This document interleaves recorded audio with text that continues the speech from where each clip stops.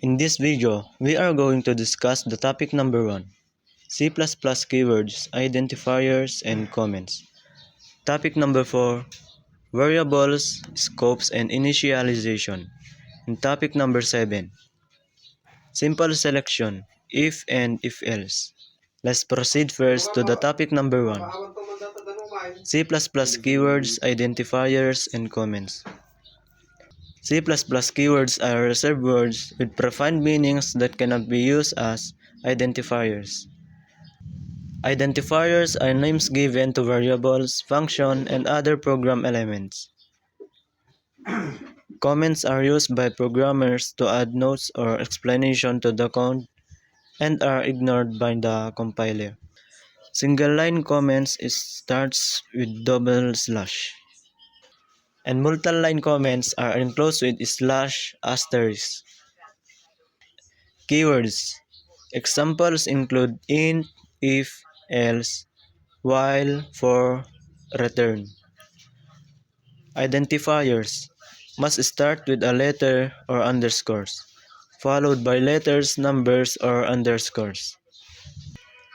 Moving on to our next topic, topic number 4, variables, scope, and initialization.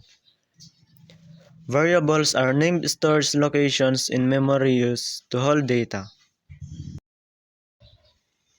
Scopes define the region of the program where a variable can be accessed.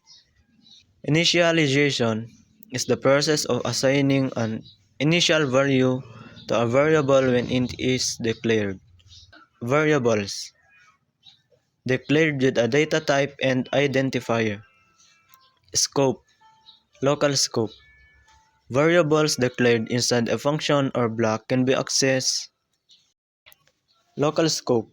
Variables declared inside a function or block can only be accessed with that block. Global scope. Variables declared outside any function can be accessed from anywhere in the program. Initialization can be done during declaration or after declaration using the assignment operation.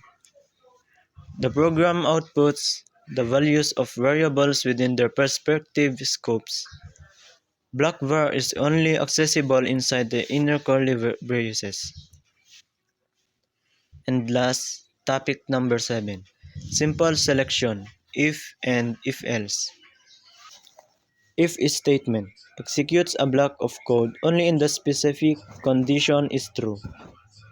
If else statement executes one block of code if the condition is true, and a different block if the condition is false. Conditions are typically relational or logical expressions that evaluate to a Boolean value.